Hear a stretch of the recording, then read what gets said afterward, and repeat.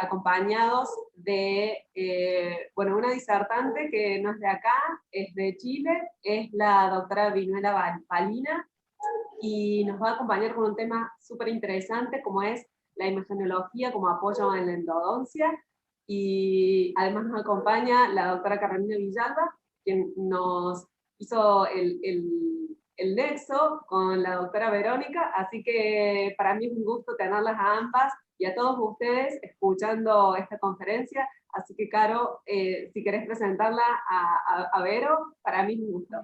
Bueno, muchas gracias.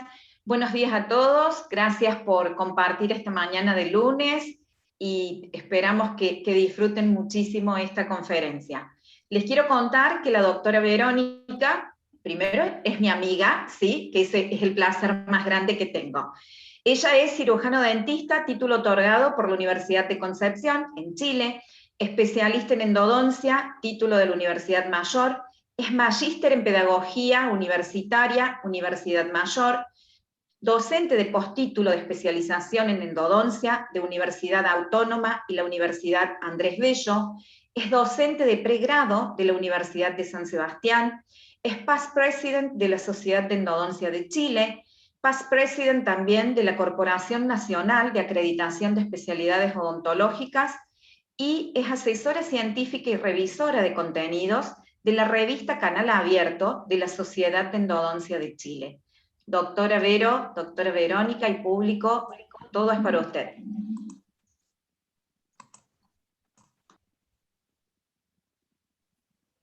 Bueno, muy buenos días a todos los que están conectados actualmente. En primer lugar, quiero agradecer a la Universidad Nacional de Córdoba y especialmente a mi querida amiga, la doctora Carolina Villalba, con la que hemos tenido el gusto de compartir en varias oportunidades, en varios eventos científicos de nuestra especialidad, y ahí hemos ido cada vez estrechando los lazos de amistad. Y ahora lamentablemente por la pandemia solamente nos hemos podido comunicar por WhatsApp, pero mantenemos siempre el contacto. Es para mí realmente un honor y un placer estar compartiendo con ustedes. Me informaron que el público era bastante heterogéneo, así que voy a tratar de dar una charla que sea de utilidad tanto para los que no realizan tratamientos endodónticos, como los dentistas generales también, que puede que realicen tratamientos sencillos, y también para las personas que se dedican a endodoncia, porque en realidad en cualquiera de esos niveles la imagenología nos va a servir. Y aunque sintamos que no tenemos los conocimientos o que no nos gusta el área de la endodoncia, vamos a estar siempre ligados a ella, porque siempre vamos a tener pacientes que nos van a consultar por molestias, por dolor, y tenemos que tener una buena capacidad resolutiva, ya sea nosotros o haciendo una buena derivación. Así que este es un tema que, aunque queramos escaparnos, nos persigue. Dicho eso, voy a comenzar a compartirles mi presentación.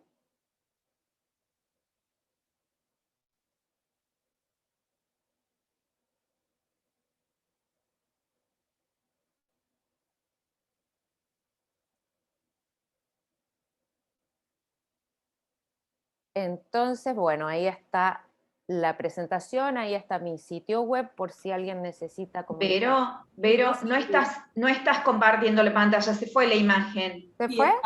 Sí. Estaba y se fue. Estaba y se fue, perfecto, sí. ya. Lo probamos antes de empezar, pero por supuesto cuando ya uno está... Tiene vida propia. Claro, por supuesto, siempre empiezan los chascarros. Ahí está. Siempre el ensayo general funciona estupendo y después cuando uno quiere hacer las cosas ya de verdad empiezan las fallas, pero bueno, solucionado. Y esperemos que sea el primero y el último. Lo primero que les cuento es que acá en Chile ya estamos con el mismo horario, así que acá también son las 10 de la mañana. Pregunté varias veces porque como tuvimos cambio de horario este fin de semana estaba preocupada de no entrar. Bueno, entrar antes no era problema, el problema habría sido entrar una hora atrasada.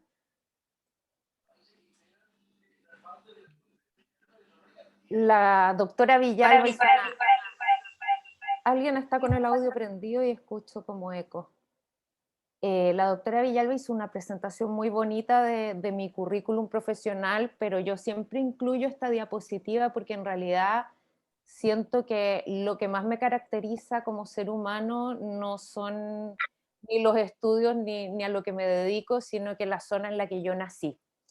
Yo nací en el extremo sur de Chile, en Magallanes. Nosotros somos como los catalanes de Chile. De hecho, denominamos a nuestra región la República Independiente de Magallanes, porque es una región de partida que no está conectada por tierra al resto del país, entonces tiene características muy distintas, climáticas y de todo tipo. Eh, Ahora es un poco menos, pero cuando yo era niña costaba que llegaran mucho las cosas desde lo que nosotros llamamos el norte del país, que en realidad es todo el resto del país. Y como tenemos una zona franca, era más fácil que llegaran cosas, por ejemplo, no sé, de Arabia o de Suiza que de Santiago. Y tenemos una conexión por tierra con Argentina, entonces en mi ciudad nosotros escribimos con la virome, nos abrigamos con campera, cargamos nafta, hablamos más parecido a ustedes que al resto de Chile. A mí ya se me ha ido quitando porque llevo muchos años fuera y si me quiero hacer entender tengo que adoptarlo, la jerga chilena, pero es una característica bien particular de mi región. Entonces siempre me gusta mencionarla porque es algo que llevo con mucho orgullo en mi corazón.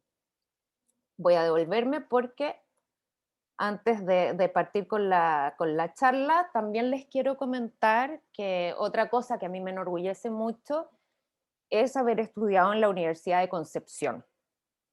Para los que se dedican algo a la endodoncia, puede que les suene el doctor Juan Hugo Gutiérrez.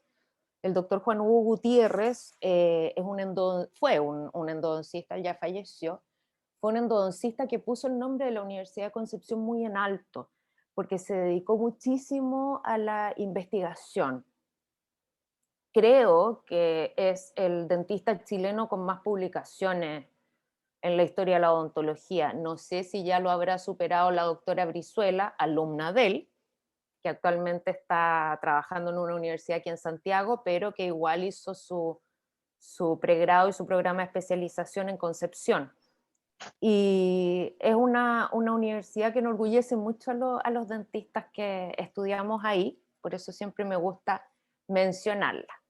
Entonces ahora, ya les hablé un poquito de quién soy yo, para que sepan con quién están tratando, vamos a entrar de lleno en el tema. Y el tema de la imagenología, no solamente en la endodoncia, sino que en cualquier tratamiento odontológico, podemos dividirlo en 3 etapas. Uno, lo que es el análisis imagenológico previo al tratamiento, incluso previo al diagnóstico, muchas veces, donde vamos a orientar justamente tanto nuestro diagnóstico como nuestras decisiones terapéuticas para resolver ese diagnóstico, ¿ya? También tenemos exámenes imagenológicos que son intraoperatorios, que nos van a servir en ciertas etapas donde son requisito indispensable y en otras que tal vez no están establecidas como parte de un protocolo de un tratamiento, pero que sirven como de apoyo, ¿ya? Ya sea porque algo no es exactamente como estamos acostumbrados a que suceda, o porque derechamente hubo un accidente intraoperatorio, o idealmente no, pero un caso de iatrogenia.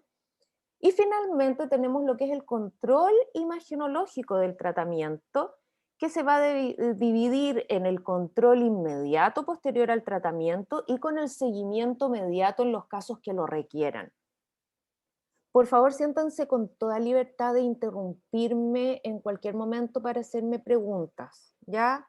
Prefiero que tengamos una relación interactiva a que se reserven las preguntas para el final.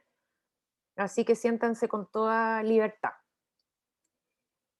Bueno, para comenzar, antes de hablar de lleno de imagenología, tenemos que tener en consideración cuáles son las medidas de protección que nosotros debemos tomar cuando estamos trabajando con rayos X, ¿ya?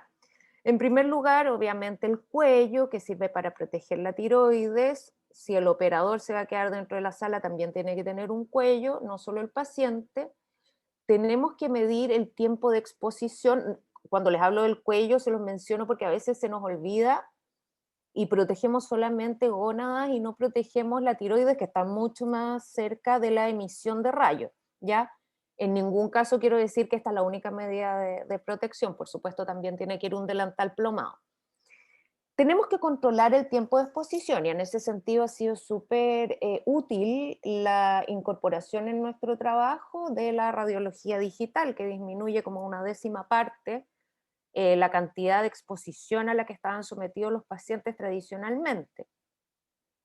Debemos recordar que hay que retirar todos los aparatos removibles, y no solamente los aparatos removibles dentro de la boca. Muchas veces los pacientes puede que usen anteojos que pueden interferir en la toma de la radiografía, ¿ya? Siempre tenemos que recordar la ubicación correcta del paciente.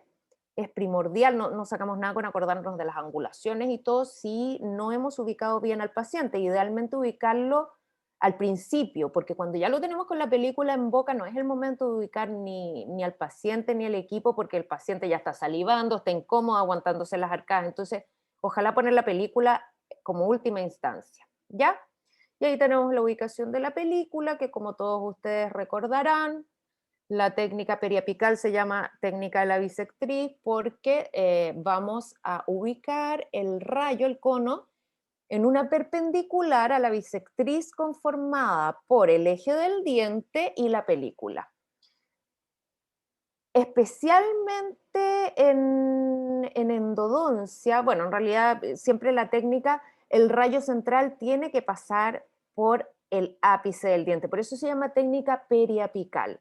Y muchas veces el error que se comete es disparar el rayo al cuello del diente. Ya vamos a ver los problemas que eso genera, pero siempre hay que recordar que nosotros tenemos que imaginar por dónde pasa el centro del rayo y eso tiene que pasar por la zona periapical del diente. Y en el sentido horizontal siempre tenemos que tener en consideración que el tubo tiene que ser ubicado de tal manera que los rayos pasen entre las caras proximales y que no haya una superposición de las caras proximales. Las ventajas de la técnica periapical es que es una técnica simple que no requiere aparatos extra adicionales para la toma radiográfica, por lo tanto es una técnica que es más cómoda para el paciente y más fácil para el operador. Y también es una técnica que es compatible con anatomía variada, ya que todos estos aparatos que requieren otras técnicas pueden dificultar su ubicación, por ejemplo, cuando hay toros muy grandes, cuando hay un paladar ojival muy marcado. Ahora, las desventajas es que siempre vamos a tener distorsiones a nivel cervical y coronario por divergencia de los rayos X, ¿ya? Como el rayo central pasa por la zona periapical, lo más claro que debiéramos ver es el periápice y la raíz del diente. Y ya hacia cervical y coronario, por divergencia, cada vez debiera verse un poquito más distorsionado. Es una técnica que obviamente depende mucho de la experiencia del operador, ya que vamos a tener que ir aplicando pequeñas variaciones, por ejemplo, frente a malposiciones dentarias o dependiendo de la angulación de los dientes. Un paciente clase 2-2 sabemos que tiene angulaciones totalmente distintas y por lo tanto siempre tenemos que tener eso en consideración. A nosotros nos hacían memorizar ángulos y el paciente fuera el paciente que fuera, le ponía la misma angulación y en realidad uno tiene que ser capaz de hacer esas pequeñas modificaciones entendiendo que siempre tengo que ir perpendicular a la bisectriz. No es una técnica estandarizable, es imposible que yo tome 2 radiografías periapicales iguales y por lo tanto cuando yo quiero hacer un seguimiento es difícil comparar radiografías, sobre todo si son radiografías tomadas con un periodo pequeño entre una y otra, ¿ya? Vamos a tener tal vez, por ejemplo, si estoy controlando una lesión periapical, siempre va a existir la duda si la diferencia que yo veo entre una radiografía y otra es señal de que hay un proceso reparativo o bien de que hay algún tipo de distorsión entre una radiografía y otra, ¿ya? No así cuando los periodos son, no sé, 6 meses, un año, ahí vamos a tener cambios mucho más detectables o ausencia de cambios que también vamos a poder determinar.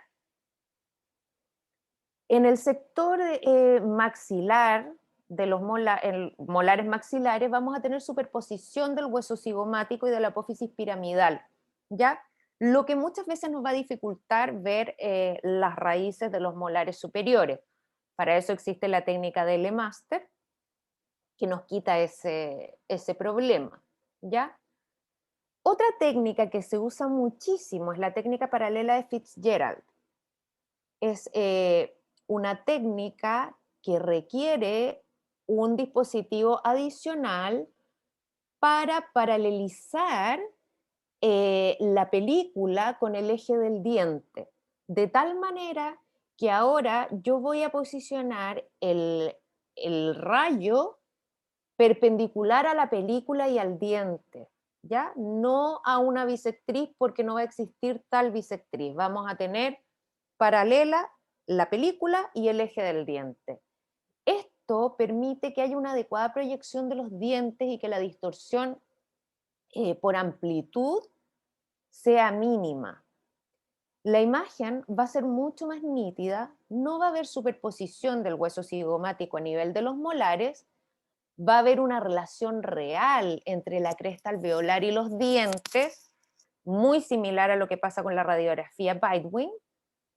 No vamos a tener una distorsión por la curvatura de la película que está sobre el paladar, como es el caso de la periapical, pero las desventajas son que va a necesitar más aparatología, va a haber un aumento de la distancia entre la película y el objeto que yo estoy evaluando, la pieza dentaria, requiere mayor tiempo de exposición justamente por lo mismo, va a ser más difícil de aplicar en pacientes con una bóveda palatina plana o con torus, tanto palatino como lingual.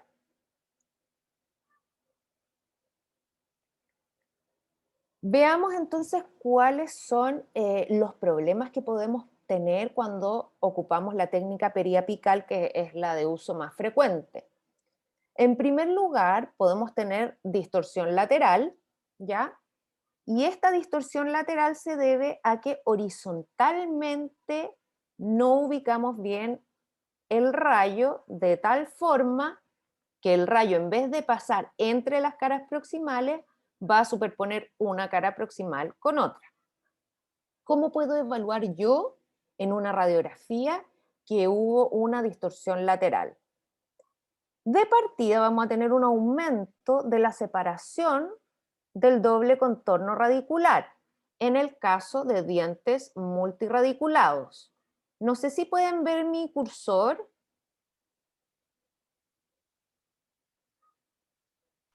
Sí, se ve bien, ¿Sí? se ve bien. Perfecto, Sí, ya. sí. Aquí entonces ustedes pueden ver que hay un contorno radicular y el otro está aquí. Y hay una distancia muy grande entre ambos contornos radiculares. Otra de los signos que nos permiten detectar una distorsión lateral es que hay un aumento en el ancho mesiodistal de los dientes. ¿Ya? Uno ya ve y ya sabe más o menos cuál es el ancho correcto. Miren ese molar, lo ancho que se ve. ¿Ya? También hay una superposición de las caras proximales. Vemos esmalte sobre esmalte y una mancha muy radiopaca. Vamos a tener en los dientes maxilares una pérdida de la verticalidad en la película. Ya el diente que debiera verse vertical en la película se va a ver como que lo hubiese agarrado viento, como que se fuera volando la raíz hacia atrás. Y en los molares mandibulares vamos a tener este signo característico que es como un conito de helado entre las raíces. No sé si lo alcanzan a ver. Ahí se ve un pequeño cono de helado.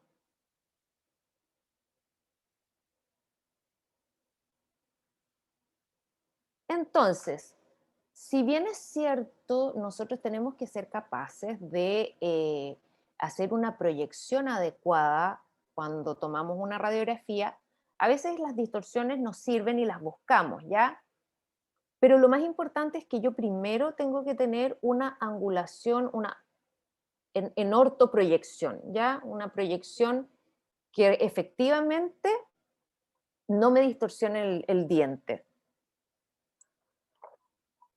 Si se fijan, aquí tenemos distorsiones laterales, mesial y distal, y en ambas distorsiones se pierde esta imagen de fractura vertical del diente. Y por lo tanto, si yo ocupo cualquiera de estas dos radiografías como método diagnóstico, probablemente no voy a ser capaz de detectar cuál es el factor etiológico de esa lesión apical tan grande.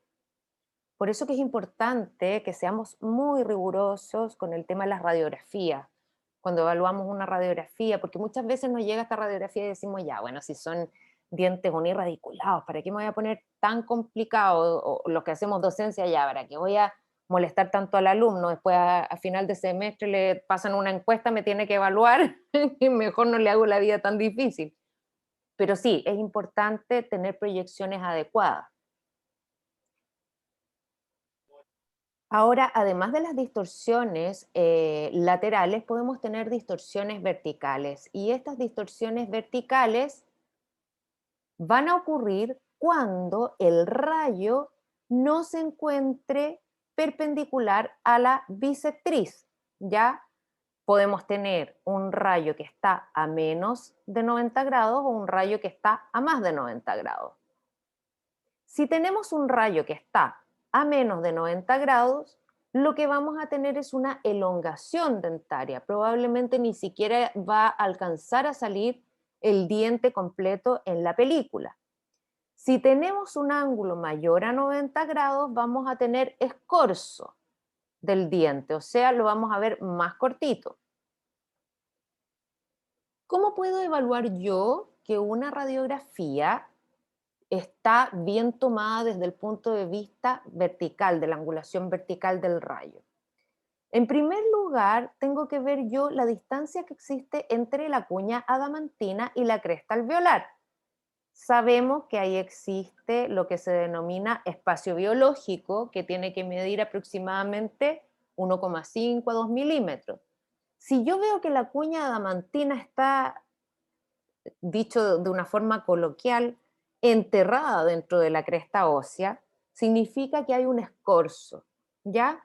Y muchas veces esto es importante, por ejemplo, si yo voy a evaluar si un diente puede recibir una rehabilitación a través de una prótesis fija, por ejemplo.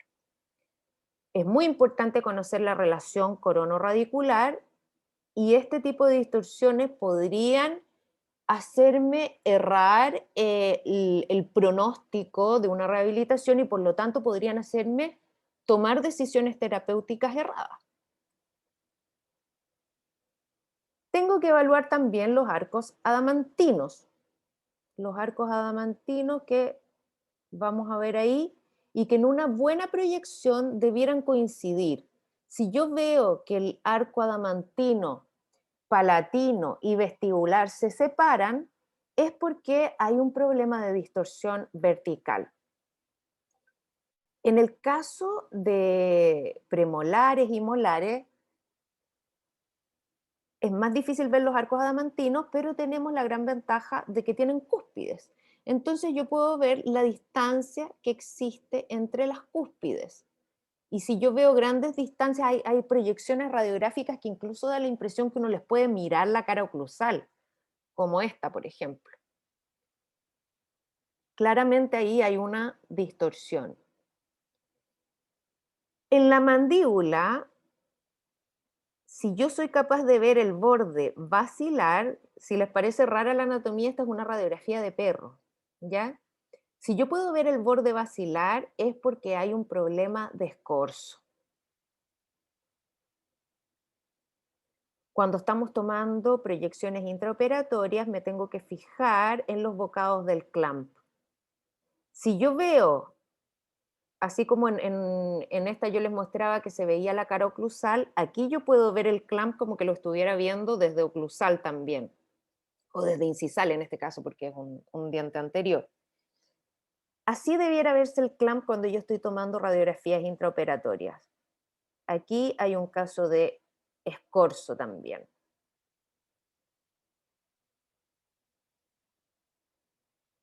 Y dentro de las distorsiones verticales existe otro tipo de distorsión que se llama distorsión paradojal.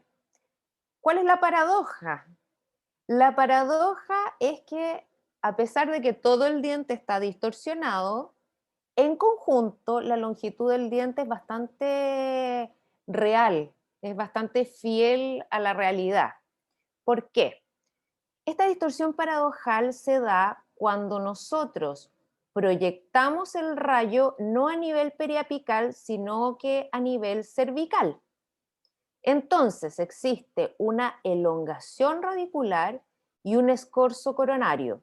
Si se fijan, la relación coronoradicular que se ve en este diente, incluso en los dientes vecinos, no es normal.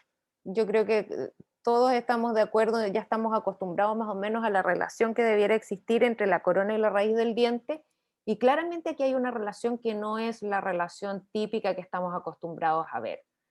¿Por qué? Porque con la distorsión paradojal achicamos la corona, alargamos la raíz. A fin de cuentas, la longitud del diente para hacer mediciones previas a un tratamiento no es tan terrible, pero sí nos puede complicar cuando son planificaciones de rehabilitación. Entonces, vamos a la etapa del análisis radiográfico previo. ¿Cuáles son los requisitos que tiene que cumplir una radiografía para que nos sirva como una radiografía de análisis previo a un tratamiento endodóntico? Ya sea un tratamiento que voy a realizar yo o un tratamiento que voy a derivar. En primer lugar, tiene que ser una radiografía periapical reciente. ¿Qué es lo que consideramos reciente en endodoncia? Como máximo 3 meses, ¿ya? Pero si el paciente acude a mí y me dice, la semana pasada estuve con un dolor muy intenso y fui de urgencia a un consultorio, me tomaron esta radiografía, el paciente trae una radiografía de la semana pasada, y después de que me tomaron la radiografía me dijeron que iba a necesitar un tratamiento de endodoncia y me hicieron una urgencia. Inmediatamente yo tengo que tener presente que tengo que tomar una nueva radiografía. ¿Por qué? Tengo que evaluar la cavidad de acceso, tengo que verificar, antes de evaluar la cavidad de acceso, tengo que verificar que realmente ese tratamiento de urgencia que le hicieron haya sido el inicio de una terapia endodóntica, porque a veces eliminan caries y ponen un material provisorio. Tengo que eliminar cualquier posibilidad o percatarme de que si hubo algún accidente, un instrumento fracturado, una perforación. Todo eso tengo que determinarlo antes de que yo le ponga una mano encima al paciente, porque si no, yo voy a ser la responsable de cualquier problema, ¿ya? Entonces vamos a considerar reciente 3 meses siempre y cuando no haya habido ningún tipo de intervención entre medio. La radiografía tiene que estar ausente de todas estas distorsiones que acabamos de analizar, debe estar bien revelada, debe ser una imagen completa del diente a examinar, sobre todo de la zona periapical. En una radiografía muchas veces yo voy a poder evaluar cómo es la relación del diente respecto de la cresta ósea. A veces hay dientes que están muy destruidos, que tal vez puede que vayan a necesitar una cirugía de ancho biológico o puede que no sean aptos para ser rehabilitados posteriormente, y todo eso yo tengo que ser capaz de evaluarlo antes de comenzar el tratamiento, no después. Y tiene que ser una radiografía que a mí me permita tomar la longitud aparente del diente para comenzar a trabajar. Ya sea si voy a hacer yo el tratamiento o si voy a derivar al paciente. Hay casos en que las lesiones son tan grandes que tal vez vamos a necesitar complementar con otras técnicas, como por ejemplo este molar que presentaba una lesión apical supuestamente con un proceso de exorrizálisis en el que fue necesario pedir una ortopantomografía o radiografía panorámica, donde se determinó que realmente la lesión no era una lesión de origen endodóntico, sino que era un queratoquiste. Acá vemos cómo en la radiografía previa podemos hacer las primeras mediciones para evaluar longitudes tentativas para comenzar a trabajar. Dentro de la información que yo puedo obtener de una radiografía, porque muchas veces a mí me llegan, por ejemplo, pacientes que me dicen que el dentista que lo derivó vio la radiografía y le dijo que la pulpa estaba inflamada. Eso no lo voy a ver en una radiografía, entonces tenemos que tener claro qué es lo que yo soy capaz de ver y qué es lo que soy capaz de inferir, ¿ya? Y hay algunos signos indirectos que nos permiten inferir, por ejemplo, el número de raíces y el número de canales que tiene un diente. Por ejemplo, cuando tenemos cambios bruscos de calibre en el canal, podemos sospechar que en el punto donde se presenta ese cambio de calibre, lo más probable es que el canal se esté dividiendo en dos canales. Si se fijan, aquí tenemos un doble contorno radicular que apoya esa suposición. Cuando desaparece el canal, ya en un punto iba muy bien, muy permeable, y de repente en un punto el canal desaparece, y si se fijan ahí está obturado, quedó más bonito el canal lateral que el canal principal. Cuando tenemos líneas periodontales duplicadas, como es el caso de esta misma radiografía, cuando tenemos una salida de un canal desde la cámara pulpar en forma de tridente, esta radiografía está muy clara, pero en general cuando tenemos premolares con 3 raíces y 3 canales en una forma similar a la de un molar, no se ve tan claro. Pero tenemos que tratar de ver si es que hay esa imagen de ligamento con un canal en la mitad, ¿ya? Cuando tenemos doble ápice o cuando tenemos un canal excéntrico, un canal que no corre por la mitad de la raíz. Todo eso son signos indirectos que nos permiten evaluar el número de canales frente a los que nos estamos enfrentando, y muchas veces nos permiten tomar una decisión. Bueno, ¿tengo yo las competencias en el área de la endodoncia para resolver este caso o lo voy a derivar? O si lo voy a enfrentar yo, ¿qué es lo que espero encontrarme una vez que comience el tratamiento? ¿Ya?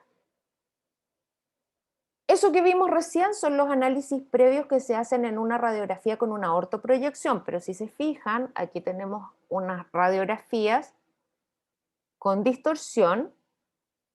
Esta tiene una leve distorsión, esta tiene una distorsión mayor. Este fue el caso que vio una compañera de la especialidad cuando hicimos la especialidad, hace como, esto debe haber sido, mejor no calculo, hace unos 16 años más o menos tiene que ser. Este era su control, pero le quedó con distorsión. Y esta fue la que ella había tomado supuestamente con distorsión, que le quedó con mucha distorsión. Y aquí podemos ver que en todo el análisis previo y en todo el tratamiento ella no se había percatado que había un tercer canal. Como hizo una muy buena técnica de irrigación, obviamente ahí entró un poquito de cemento, pero hubo que desobturar y encontrar ese canal vestibular. Entonces, ¿cómo vamos a tomar las radiografías con distorsión? Tenemos que tener presente que cuando tenemos una ortoproyección, en el caso de los molares, vamos a tener la raíz palatina entre la raíz mesiovestibular y la raíz distovestibular.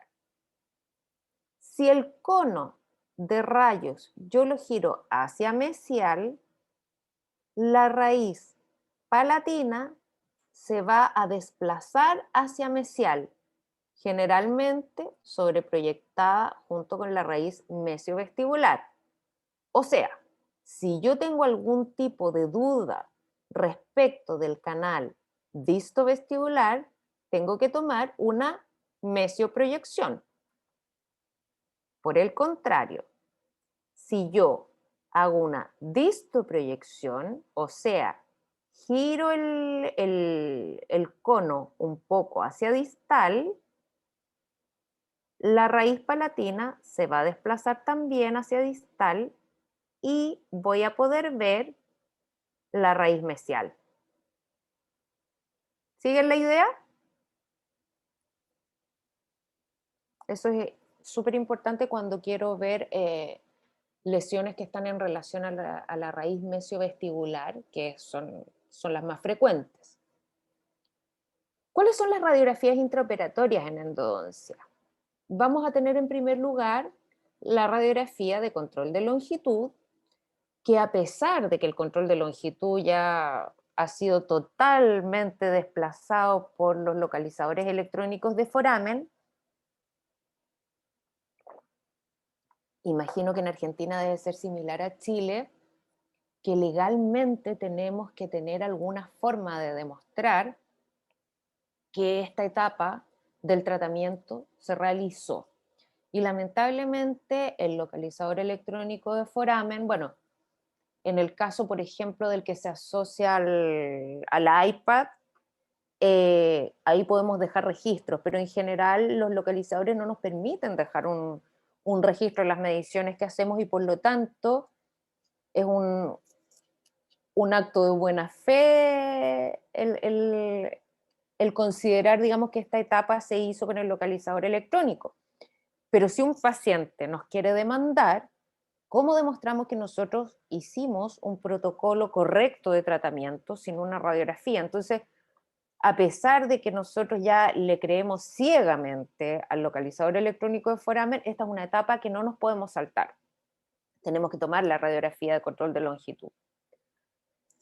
¿Qué características tiene que tener esta radiografía? Yo hago ciertas modificaciones en la toma de esta radiografía porque ya no me interesa ver el diente completo. Lo único que a mí me interesa en esta radiografía en particular es ver la relación que tiene el instrumento con el domo apical, ¿ya? Me da lo mismo si el clamp me está tapando la corona, me da lo mismo si sale cortada la corona, me da lo mismo si se ve completa o no se ve completa la lesión en caso de existir una lesión. A mí lo que me interesa es ver con la mayor nitidez posible la relación que tiene el instrumento con el domo apical. Porque por lo menos aquí la técnica que ocupamos es medir el delta del extremo del instrumento con el domo apical. Ya no se usa la técnica, la regla de 3.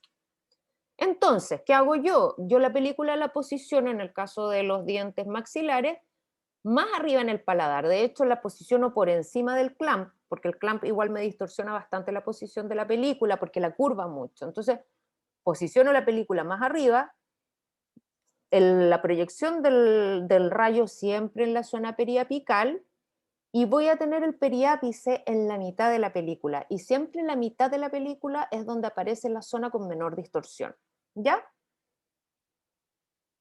Si tengo un instrumento que el extremo del instrumento tiene un delta con el domo apical inferior a 3 milímetros, esa película me sirve. En cambio, si el delta es igual o superior a 3 milímetros, la distorsión que puede tener la radiografía puede influenciar la medición del diente. Y por lo tanto voy a tener que repetir esta radiografía, obviamente modificando la posición del instrumento. Esto es válido en el caso de que el instrumento esté 3 milímetros corto o en el caso que ojalá no pase, que esté 3 milímetros largo. ¿Ya? Ahora, ¿qué instrumento uso para tomar el control de longitud?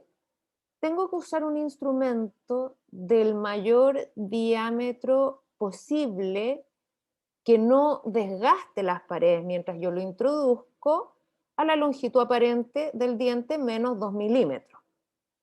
¿Ya? ¿Me siguen la idea? ¿Por qué el mayor diámetro? Porque voy a poder evaluar mejor dónde termina el instrumento en la radiografía. Si estoy usando radiografías análogas, el instrumento tiene que ser de un diámetro mínimo de 15. ¿Por qué? Porque un instrumento de menor diámetro no voy a ver exactamente el final del instrumento, ¿ya? Voy a ver, obviamente, en la radiografía que el instrumento termina en un punto, pero en la realidad puede que el instrumento sea medio milímetro más largo y la capacidad de visión que yo tengo no me permite, o la capacidad de detalle de la radiografía no va a permitir que se vea realmente la longitud del instrumento. ¿Y qué pasa cuando tengo dos canales en la misma raíz? ¿Cómo voy a saber cuál es cuál? En ese caso, voy a estar obligada a usar instrumentos distintos, una lima K y una lima H. Mi consejo es siempre usarlos en la misma posición. ¿A qué me refiero?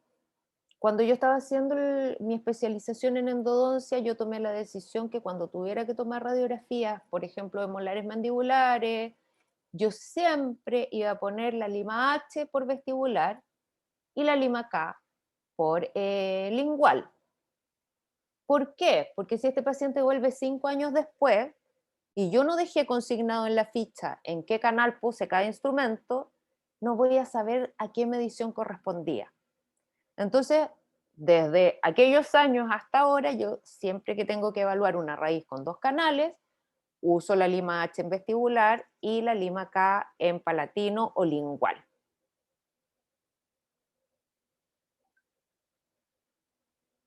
Otros casos de radiografías intraoperatorias, cuando tengo, por ejemplo, que hacer una desobturación total o parcial, ¿ya? ¿Por qué? Porque tengo que evaluar cuánta gutapercha queda en las paredes del canal, ¿ya?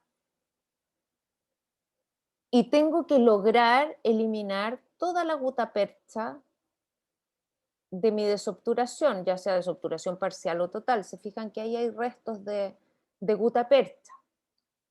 Y además tengo que verificar que tenga un remanente de gutapercha que sea suficiente para garantizarme el sellado de esa porción apical que va a quedar por debajo de la espiga que se va a cementar. Muchas veces nos llegan casos como este, donde probablemente al hacer la desobturación, asumamos que se hizo una terapia endodóntica, al hacer la desobturación probablemente se traccionó toda la gutapercha y hay una espiga que lamentablemente además es una espiga colada, bastante ancha, no hay tratamiento o por lo menos no hay relleno endodóntico y una lesión apical. Y para completar el desastre del cuadro es el pilar de una tremenda prótesis fija plural. Entonces de ahí la importancia de realizar todas las radiografías intraoperatorias que el caso amerite. Si sospecho accidentes o iatrogenia, es preferible detenerme y, entre comillas, perder un poco de tiempo, que no es tiempo perdido, es tiempo ganado. Tomando una radiografía, muy probablemente voy a necesitar más de una. Voy a necesitar una ortoproyección y una proyección excéntrica para poder evaluar realmente si existe un accidente o iatrogenia y cuál es la magnitud del problema. También es recomendable tomar proyecciones con y sin instrumento, ¿ya? La proyección sin instrumento me va a permitir evaluar la magnitud, el tamaño, y la proyección con instrumento, por ejemplo, me permite diferenciar entre una falsa vía y una perforación.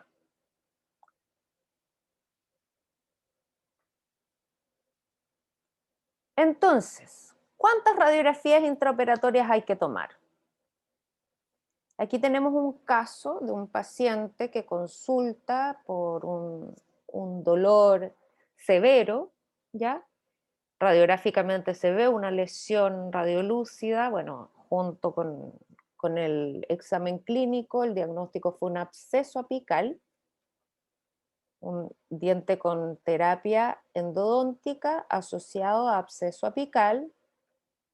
Se comenzó la desobturación, primera radiografía intraoperatoria para evaluar la desobturación, segunda radiografía intraoperatoria para evaluar la desobturación, radiografía intraoperatoria para determinar longitud, radiografía intraoperatoria para evaluar medicación, radiografía intraoperatoria para evaluar el tope con MTA, y finalmente la radiografía de control inmediato de la obturación endodóntica. ¿Cuántas radiografías en total? 7 radiografías se tomaron con este paciente. ¿Es un exceso? A mí me parece que no. Me parece que es adecuado en un caso con el nivel de complejidad que tenía este caso. Recuerden que la proyección, las radiografías que nosotros tomamos, sometemos a nuestros pacientes a una cantidad ínfima de irradiación comparado, por ejemplo, con un TAC o con, no sé, una radiografía de tórax, ¿ya? Entonces no tengamos miedo a tomar radiografías mientras sepamos bien qué radiografía necesitamos y en qué momento la necesitamos y hagamos una buena técnica, cosa que a la primera la radiografía salga bien. En ningún caso es iatrogénico, al contrario, el saltarnos pasos y saltarnos evaluaciones radiográficas dentro de un tratamiento, eso sí puede ser considerado una iatrogenia, más que tomar varias radiografías si la situación así lo amerita, ¿ya? Aquí tenemos un par de casos donde se tomó el control inmediato, pero por existir lesión, hubo que tomar un control mediato. Este con 3 meses de diferencia, ¿ya? Este con 6 meses de diferencia. Aquí vemos una resolución parcial, aquí vemos una resolución total. En todo caso, esto, resolución parcial en 3 meses, claramente el caso va por buen camino, ¿ya? Y bueno, ya analizamos todo lo que es la imagenología en 2 dimensiones, pero tenemos que tener en consideración que tenemos una herramienta disponible muy útil, muy práctica, que es la imagenología en 3 dimensiones, ¿ya? Esta imagenología en 3 dimensiones la pueden conocer como Cone Beam o como CBCT, que es Cone Beam Computed Tomography, o Digital Volumetric Tomography, o Volumetric Computed Tomography. Yo siempre digo que tiene más nombres de los que tenía Augusto Pinochet en el Banco Riggs en Norteamérica, ¿ya? Pero básicamente es lo mismo, es una imagen tridimensional creada a partir de múltiples imágenes bidimensionales, ¿ya? Entonces tenemos una fuente de rayos que va a emanar un cono, ¿ya? Todo parte desde el mismo punto y se expande formando un cono, lo que le da obviamente el nombre a la técnica. Entonces, esta fuente emisora de rayos que emana un cono de rayos, además va a rotar en torno a la cabeza del paciente. Y frente a esta fuente emisora va a haber un sensor donde se reciben la imagen, digamos, la proyección. Como esto es digital, va a haber una adquisición de un set de datos en forma de imágenes en formato DICOM. ¿Qué significa el formato DICOM? Digital Imaging Communications in Medicine. O sea, todas las imágenes del área de la salud están en formato DICOM o DICOM, como prefieran llamarle. En Chile existe un organismo que se llama DICOM, que es donde va a parar toda la gente que debe dinero. Por eso en Chile le decimos DICOM, porque DICOM genera como un poquito de estrés, ¿ya? Pero ustedes le pueden decir DICOM, no hay problema. Entonces, para comprender la imagenología en 3 dimensiones, primero tenemos que entender cómo funciona la imagenología en 2 dimensiones. Entonces, esto yo sé que es de perogrullo, pero lo vamos a repasar igual. Cuando yo tengo una imagen en 2 dimensiones, en el fondo lo que yo tengo son múltiples cuadraditos de colores planos, digamos, que se van combinando y que engañan a mi ojo y hacen que vea una imagen, ¿ya? Pero en el fondo son muchos cuadraditos. Si yo amplío una imagen, dependiendo del nivel de calidad de la imagen, voy a tener que ampliarla más o menos, pero va a llegar un momento en que yo sí voy a ver cuadraditos con colores absolutos. Y esos cuadraditos se llaman píxel. Por eso que cuando una imagen se ve así, decimos que está pixelada. O sea, mi ojo es capaz de reconocer los píxeles. En el caso de una imagen tridimensional, lo que vamos a tener son cubitos, ¿ya? Que en realidad no son cubitos, sino que son como de una forma cuadrada, pero combinado con un cono. O sea, el cuadrado de la base es más grande que el cuadrado del otro extremo. ¿Por qué? Porque tenemos este cono que emana los rayos. Pero para términos prácticos vamos a pensar que tenemos un cubo. Y ese cubo se llama voxel, ¿ya? Esa es la unidad de imagen tridimensional. Entonces, entendiendo el concepto de los voxels, tenemos que entender otro concepto que es el de campo visual, ¿ya? ¿Por qué? Porque si bien el cone-beam todavía emite una radiación que es mucho más baja que la gran mayoría de los exámenes médicos de imagenología, ya estamos hablando de niveles bastante más altos que una radiografía periapical, por ejemplo, o incluso que una radiografía extraoral. Entonces, yo tengo que generar el mayor ahorro posible de radiación hacia mi paciente. ¿Cómo puedo hacerlo? Todos sabemos que el cone-beam genera una imagen tridimensional en el software, pero en el fondo lo que hace el cone-beam es adquirir numerosas imágenes de 2 dimensiones y juntarlas a través de este programa, combinarlas y crear esta imagen en 3 dimensiones. Entonces, si yo quiero emitir menos radiación a mi paciente, voy a tener que tomar menos imágenes bidimensionales para crear esta imagen tridimensional. ¿Cómo lo hago? Puedo tomar imágenes más separadas entre sí, o bien puedo tomar imágenes muy juntitas una con otra, pero de un espacio más reducido, ya de un volumen más pequeño dentro de la cara de mi paciente. Entonces aquí entra el concepto del field of view o campo visual. Si yo, por ejemplo, necesito hacer una evaluación de un paciente con un traumatismo dentoalveolar o con un traumatismo facial, o por ejemplo, un ortodoncista que recibe un caso que ya de verlo se da cuenta que es un caso complejo y sabe que tiene que hacer una evaluación ósea acabada, vamos a pedir un examen de FOB grande, porque necesito abarcar toda la cara, todo el complejo craneofacial para poder evaluar a mi paciente. En ese caso el voxel va a ser superior a 0,3 milímetros, ¿ya? La gran mayoría de los equipos de cone-beam no tienen la posibilidad así como infinita de ajustar el field of view y el voxel, ¿ya?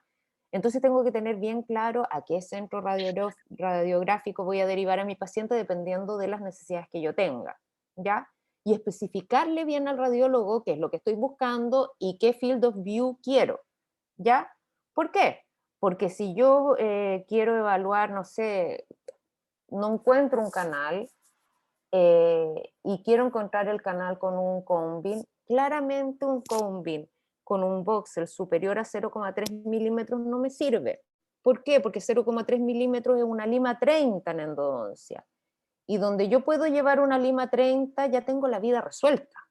Mi problema siempre va a estar en donde no entra la lima 15, ¿ya?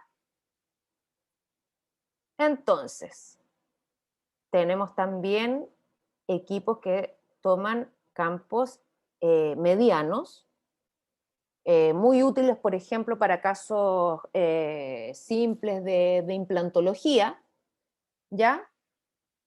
Y aquí estamos entre una lima 15 y una lima 30, o sea, todavía este equipo a mí no me va a servir para algo endodóntico.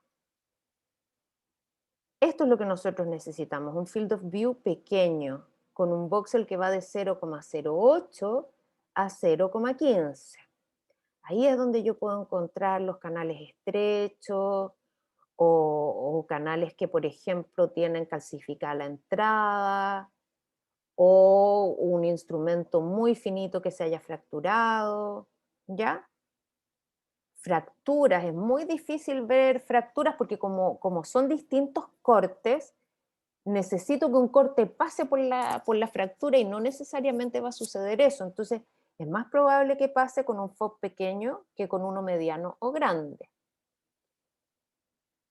Cualquiera sea el equipo, siempre vamos a tener ciertas características en común, como por ejemplo que nos va a dar una vista multiplanar. Puedo hacer un análisis de las imágenes desde el plano axial, sagital o coronal.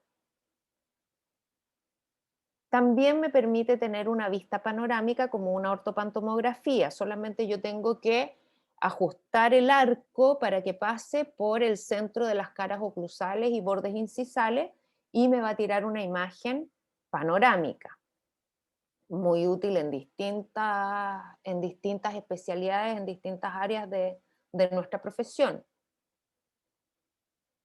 También puedo hacer un análisis de cortes transversales.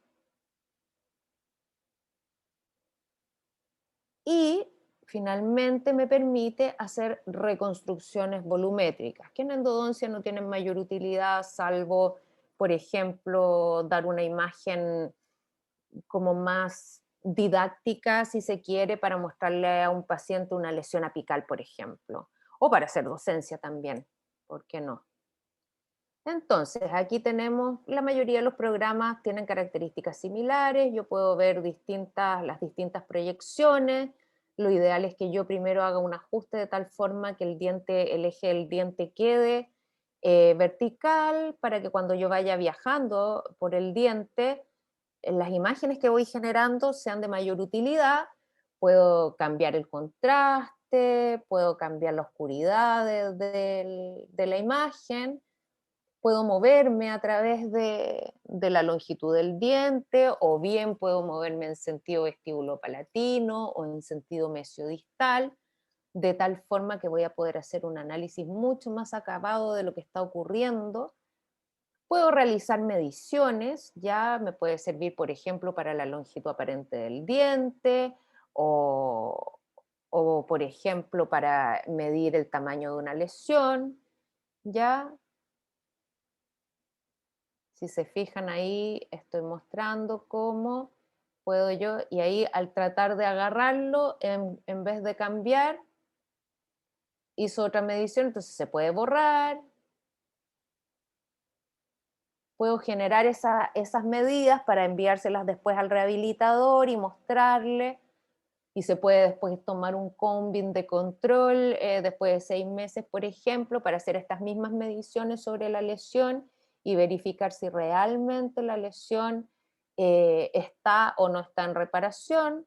Aquí se podría perfectamente hacer una reconstrucción tridimensional para ver cómo está el piso del seno maxilar y de la órbita en relación a la lesión, ¿ya? Porque aquí se ve bastante cercana al piso de la órbita y probablemente también el seno maxilar esté medio comprometido. Un par de casos, vemos aquí un incisivo donde se ve como un proceso de reabsorción. Esta es la previa, y ahí ya se veía un proceso de reabsorción, se le hace una terapia endodóntica y sin embargo continúa con sintomatología, y al momento de tomar el combing aparece esto. Que una vez que yo veo esta imagen ya empiezo a ver la raíz acá, pero como esto uno no se lo espera, uno se imagina que de aquí a acá hubo una reabsorción y que esta sería como una sombra de donde estaba antes la raíz. Pero la verdad es que hay otra raíz acá que está generando el problema, que es una raíz accesoria muy rara, pero existen casos de ese tipo. Aquí tenemos un molar con una amplia lesión en la raíz distal, una lesión más pequeña en la raíz mesial y una amplia lesión en la zona de la furca, lo que a mí ya me hace sospechar que hay una perforación. Pero yo necesito saber cuál es la magnitud de esa perforación para ver qué posibilidades tengo de resolverla. Entonces, un cone beam, además de darme una imagen muchísimo más clara, miren el tamaño de la lesión, me permite en un corte axial ver que hay una perforación tanto hacia mesial, en la raíz mesial, como hacia distal, ¿ya?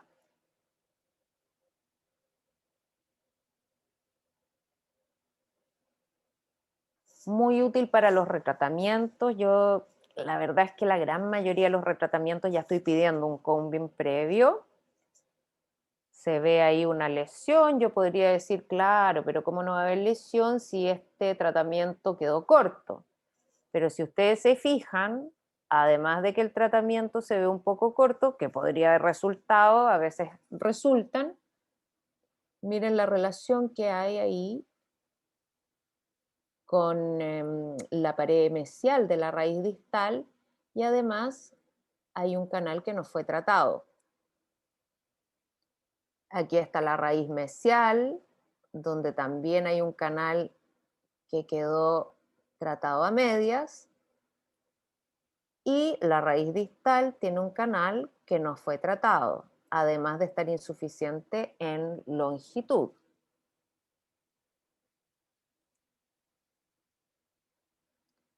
Todas estas cosas podemos verlas con gran claridad con el apoyo de un cone beam, a diferencia de lo que es una radiografía periapical que nos da imágenes menos nítidas. Aquí con el cone beam yo puedo localizar los canales para planificar el tratamiento. Además, puedo ver que la raíz mesiovestibular de ambos molares tienen un MB2. Ya estaba difícil el MB1 y tienen MB2. Puedo evaluar la dificultad de un tratamiento, ¿ya? Miren este caso de este premolar, donde se trató solamente un canal, ¿ya? El canal palatino, y vean cómo aquí incluso hay pérdida de la tabla vestibular debido a la lesión, lo más probable.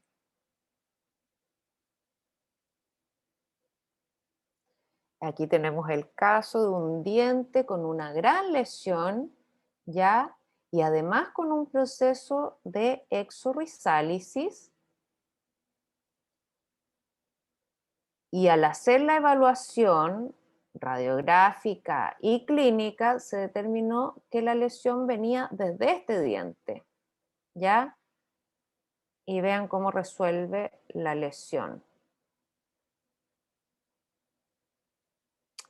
Y bueno, ese es el fin de la presentación. No sé si estuvo muy clara, muy complicada o muy aburrida, que no hubo preguntas ni comentarios, pero quiero darles la palabra por si quieren opinar, aportar desde su experiencia clínica. Yo tengo la visión desde el especialista que recibe derivaciones y siempre es entretenido escuchar la visión que tienen los que derivan también. Así que les doy la palabra. No sé si alguien le quiere hacer alguna pregunta a la doctora Verónica. La exposición Bueno, solo por el chat. estuvo Sí, perdón, súper clara, bien didáctica, como siempre, así, tanto para el especialista como para el odontólogo general. Y justamente los que hacemos docencia, a veces creemos que pecamos un poco o como que nos parece obvio poder dejar cosas básicas, pero justamente son esas básicas las que a veces más se nos olvidan y son estas las oportunidades para volver a rescatarlas y recuperar ese conocimiento. Sí, no sé, bueno, no sé, Caro, qué te pasará a ti, pero yo creo que las primeras exposiciones que yo di me tiritaban hasta las pestañas cuando tenía que exponer frente a especialistas, pero llega un momento en que ya te acostumbras y ahora me pone más nerviosa exponer frente a un público más heterogéneo, porque en realidad tú dices, estaré hablando cosas muy básicas, o estaré dando por hecho que saben algo que yo lo aprendí en la especialidad y ya se me olvidó que lo aprendí en la especialidad. Uno empieza a olvidarse qué cosas había aprendido en el pregrado, qué cosas no. Entonces a mí se me hace más complejo y más desafiante dar una charla para odontólogos generales, o más aún cuando me dicen, no, van a haber alumnos, odontólogos generales, los alumnos de posgrado, madre mía, digo yo, estos están a caballo con toda la información. Entonces es un desafío grande tratar de hacer algo que sea de utilidad para distintos niveles dentro de la especialidad. Sí, sí, sí. Pero Nosotros, bueno, en el chat, sí. solo palabras de agradecimiento, o sea, Ay, han gracias. entendido muy bien. Estoy leyendo, mirando. A ver, espérate, me parece que se me acaba de pasar una pregunta. A ver si la puedo. Sí, va a estar subido al canal, por las dudas, al canal de YouTube. Ya le hemos pedido permiso a la doctora. La verdad, ha sido clarísimo y por lo que están mandando en el chat. Caro, te había interrumpido. Sí, no, yo lo que quería contar, puntualmente, la realidad que nosotros tenemos desde el punto de vista de la endodoncia y la realidad de los odontólogos que todavía trabajamos con obras sociales, que son los seguros, ¿sí? No todas ellas cubren este tipo de práctica, la CBCT, Claro. por un lado, y por otro lado, en los lugares que las cubren no es la mejor calidad de imagen la que obtenemos. Entonces ahí se nos plantea esa situación, y más con la realidad socioeconómica actual que tenemos y que ustedes, Vero, tampoco deben estar tan lejanos No, a esto puntual, y tratar de explicarle al paciente, porque yo creo que ha sido uno de los grandes adelantos que ha tenido, al menos en nuestra área, en la endodoncia, poder contar con esta ayuda de la realidad 3D que tenemos y poder brindar tratamientos más sustentables, mejorar los pronósticos y mejorar nuestra práctica. Y allí, justamente por ahí, se hace un poquito más complicado al momento de poder recurrir a estas prácticas. Sí, bueno, en Chile pasa algo parecido. Me acuerdo una conversación medio profética que tuve yo con Liliana Artaza una vez el año 2018. También es mi amiga de congresos. Yo en los congresos voy a hacer pura vida social, lo paso chancho. Y andábamos turisteando con Liliana y Liliana me hizo el comentario como que en Chile estábamos tan bien. Y yo a Liliana le dije el 2018, eso es lo que ves tú, le dije, porque como turista tú llegas, vas a los congresos que hacemos, que obviamente uno de los congresos siempre los hace en centros de eventos muy grandes, que siempre están en los sectores bonitos de las ciudades, te mueves por restaurantes muy ricos, entonces claro, la visión que ella tenía, yo le decía, tú has conocido cómo vive el 10% de Chile, con suerte, o tal vez el 5%, pero hay un 90-95% que no vive así, que es lo que tú no ves, le decía yo como turista, y que de hecho yo viviendo acá tampoco lo veo, porque por lo menos Chile es muy, Santiago más que Chile, es muy sectorizado, entonces tú te mueves como en... Y yo le dije, esto en algún minuto va a explotar porque en realidad